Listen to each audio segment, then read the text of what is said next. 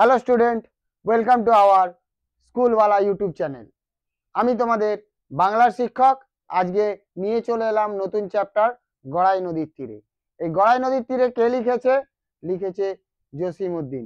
চলো তাহলে আমরা আগে কবি জসিম উদ্দিনের কবি পরিচিতি সম্পর্কে আলোচনা করি, তারপরে গল্পের বিষয়বস্তু, তারপরে যাব কবিতার মূল অংশে। ছাত্রছাত্রীরা, প্রত্যেক বারের মতোই এবারেও তোমাদের দেখাবো তোমাদের পাঠ্য বই সাহিত্য মেলা। আর আজকে আমাদের যে আলোচ্য বিষয় কবিতা গড়াই নদীর তীরে কে লিখেছে? জসিম উদ্দিন। চলো আমরা জসিম উদ্দিনের সম্পর্কে আলোচনা করি। ছাত্রছাত্রীরা, গড়াই নদীর তীরে কে লিখেছে? লিখেছে জসিম উদ্দিন। এই জসিম উদ্দিনের কবি পরিচিতি কি? জসিম উদ্দিন 1903 খ্রিস্টাব্দে জন্মগ্রহণ করেছিলেন। 1976 খ্রিস্টাব্দে আমাদের ছেড়ে পরলোক গমন করেছিলেন। তিনি ছিলেন একজন বাঙালি কবি, গীতিকার, উপন্যাসিক ও লেখক, যিনি পল্লী কবি নামে পরিচিত। এই পল্লী কবি বলতে কি বোঝায়? পল্লী কবি বলতে যে কবি তার কবিতার মধ্যে বেশিরভাগ পল্লী সমাজ, গ্রাম্য জীবন নিয়ে আলোচনা করে, তাকে পল্লী কবি সাধারণত বলা হয়ে থাকে। তিনি তার নকশি কাঁথার মাঠ, সোজন বদিয়ার ঘাট এর মতো গীতিময় কবিতার জন্য বিখ্যাত, যা আবহমান বাংলার গ্রামীণ জীবন, সাংস্কৃতিক ঐতিহ্যকে তুলে ধরে। তার এই অনন্য বৈশিষ্ট্যই তাকে পল্লী কবি উপাধি ভূষিত করে। আগেই বললাম পল্লী কবি বলতে আমরা কাকে বুঝবো? পল্লী কবি বলতে যে কবি তার লেখা কবিতার মাধ্যমে গ্রামীণ সমাজ জীবনের কথা মানুষের সামনে তুলে ধরে, তাকে সাধারণত পল্লী কবি বলা হয়ে থাকে। পল্লী কবি গ্রাম্য জীবন, পরিবেশ, প্রকৃতির সহজ সরল চিত্র তুলে ধরার জন্য তিনি এই উপাধি লাভ করেন। সাহিত্যকর্ম, তার কবিতাগুলি বিশেষভাবে বিখ্যাত, যেমন কবর, নকশি কাঁথার মাঠ, সজন বদিয়ার ঘাট। ভাষা ও শৈলী, তিনি ঐতিহ্যবাহী বাংলা কবিতার মূল ধারাটি নগর সভায় নিয়ে আসেন এবং আধুনিক গীতি কবিতার ধারাকে সমৃদ্ধ করেন। তো স্টুডেন্ট, জসিম উদ্দিনের কবিতার উপর কি প্রভাব দেখো। তার কবিতা বিভিন্ন ভাষায় অনুমোদিত হয়েছে। কবি জসিম উদ্দিনের কবিতা বিভিন্ন ভাষায় অনুমোদিত হয়েছে। শিক্ষা, জসিম উদ্দিন 1903 সালে 1 জানুয়ারি ফরিদপুর জেলার তাম্বুলখানা গ্রামে জন্মগ্রহণ করেন এবং তিনি কলকাতা বিশ্ববিদ্যালয় থেকে বাংলা ভাষা ও সাহিত্যে MA ডিগ্রি লাভ করেন। তিনি কোথায় শিক্ষা গ্রহণ করেছিলেন? কলকাতা বিশ্ববিদ্যালয় থেকে তিনি বাংলা ও সাহিত্যে MA লাভ করেন। কর্মক্ষেত্র, ছাত্র অবস্থাতেই তিনি কবিতা লিখতে শুরু করেন এবং পরে ঢাকা বিশ্ববিদ্যালয় বাংলা বিভাগে অধ্যাপনা করেন ও সরকারের তথ্য ও প্রচার বিভাগে উচ্চ পদে কাজ করেন। ছাত্রছাত্রীরা, আমরা কি জানি? স্বাধীনতার আগে 1947 সালের আগে ভারত, পাকিস্তান, বাংলাদেশ একই সঙ্গে অবস্থান করত। যেহেতু আমাদের 1947 সালে দেশ ভাগ হয়, এই দেশ ভাগ হবার পরে কি হলো? ভারত আর পাকিস্তান। পাকিস্তান ছিল দুটো মূল অঞ্চল নিয়ে পাকিস্তান ছিল, একটা পূর্ব পাকিস্তান, একটা ছিল পশ্চিম পাকিস্তান। 1971 সালে এই পাকিস্তান দুভাগ হয়ে একটা হলো বাংলাদেশ আর একটা হলো পাকিস্তান। কিন্তু আগে আমাদের স্বাধীনতার আগে সব দেশ, এই তিনটে দেশই কিন্তু একসঙ্গে ভারত বলেই পরিচয় পেত। কবিতার মূল বিষয়বস্তু জসিম উদ্দিন গড়াই নদীর তীরে কবিতাটির মূল বিষয়বস্তু হলো গ্রামীণ জীবন। কি? গ্রামীণ জীবন। আগেই বলেছি কবি জসিম উদ্দিন গ্রাম্য জীবনকে তার কবিতার মাধ্যমে মানুষের সামনে তুলে ধরতেন। গ্রাম্য জীবনযাত্রার অংশ হিসাবে নদী পার ও তার আশেপাশের মানুষের জীবনযাপন, প্রকৃতি ও প্রকৃতির সাথে মানুষের সম্পর্ক এবং গ্রামীণ ঐতিহ্যের প্রতি গভীর ভালোবাসা। তাহলে কবি জসিমউদ্দিন এই কবিতায় কি দেখাতে চেয়েছেন? একটা গ্রামীণ জীবন, গ্রামীণ জীবনের সঙ্গে মানুষের যে গ্রামীণ পরিবেশ ও প্রকৃতির সঙ্গে যে মেলবন্ধন আছে, সেই মেলবন্ধন ও ভালোবাসাটাকে এই কবিতার মধ্যে তুলে ধরেছে।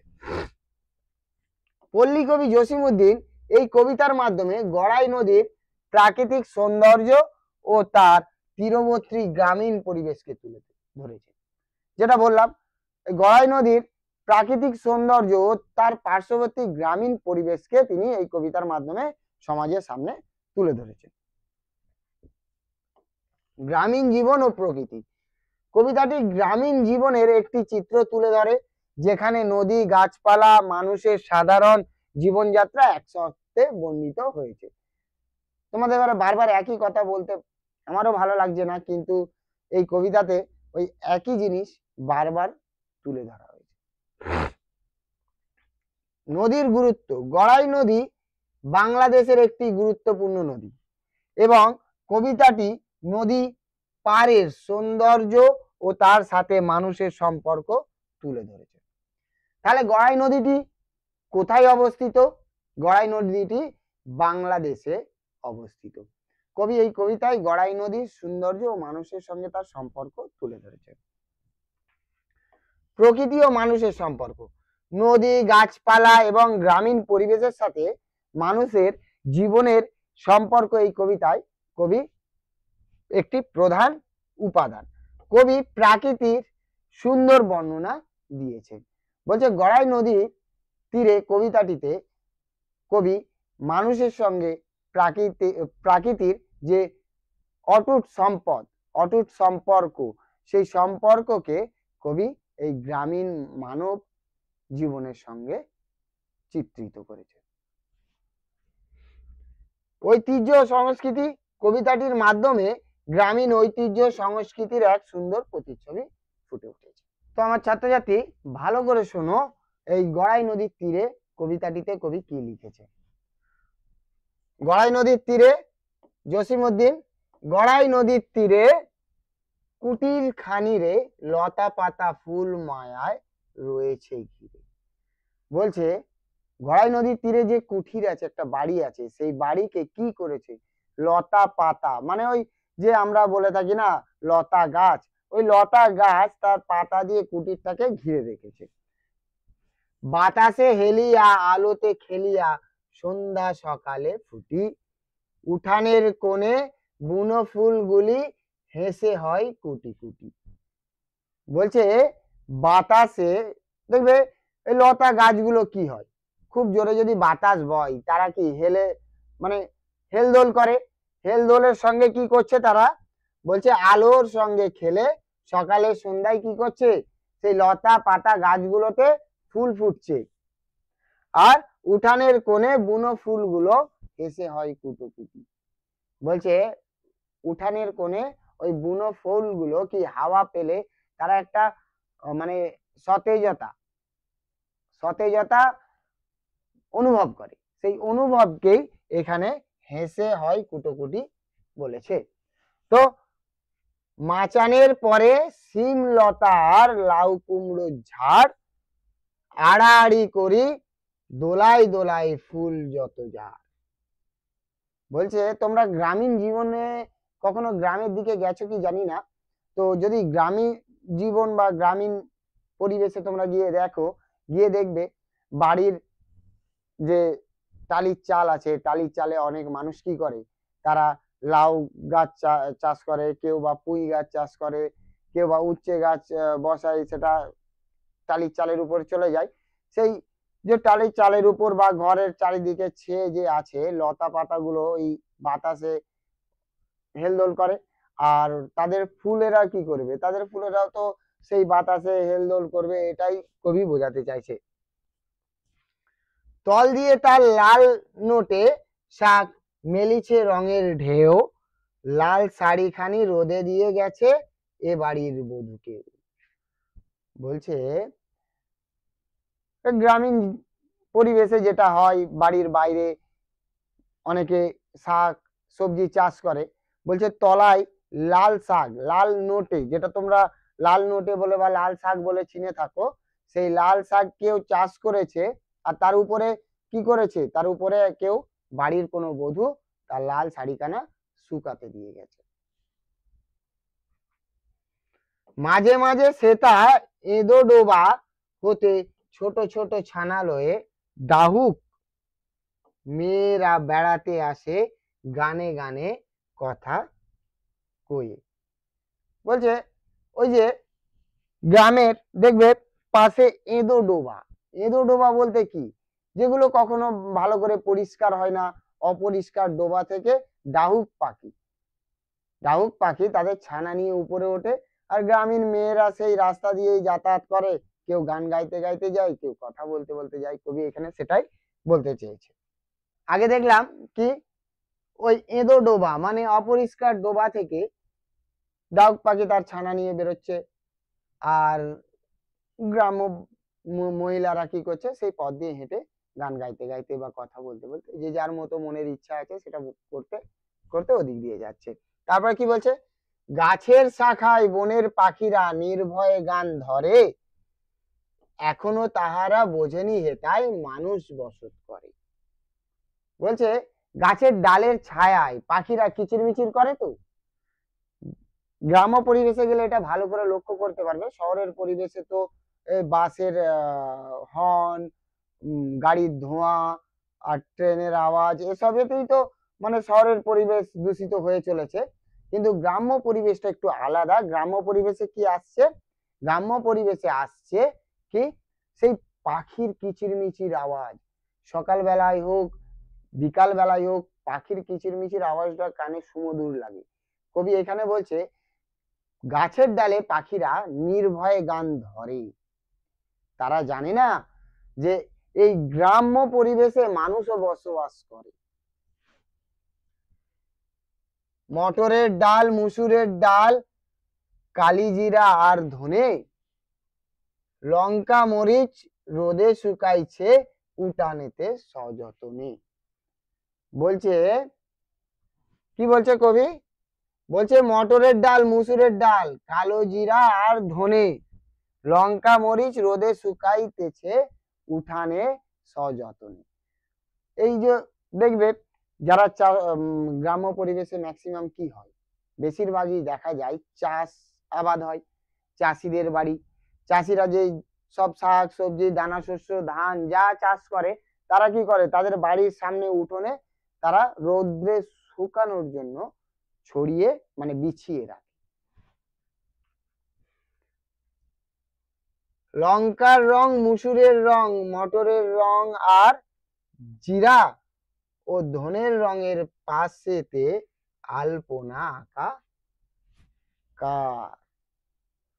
বলছে লঙ্কার রং লাল, মুসুরের রঙও লাল, কিন্তু কি বলছে দেখো, মটরের রং আর জিরা ধনের রঙের পাশেতে, মানে ওই লাল লাল জিনিস রঙের দানা শস্যর পাশে যদি ধনে মটর দেওয়া যায়, সেগুলো তো যেমন ভাবে সাজানো আছে, দেখে মনে হবে যে কি যেন ওই আলপনা এঁকে গেছে।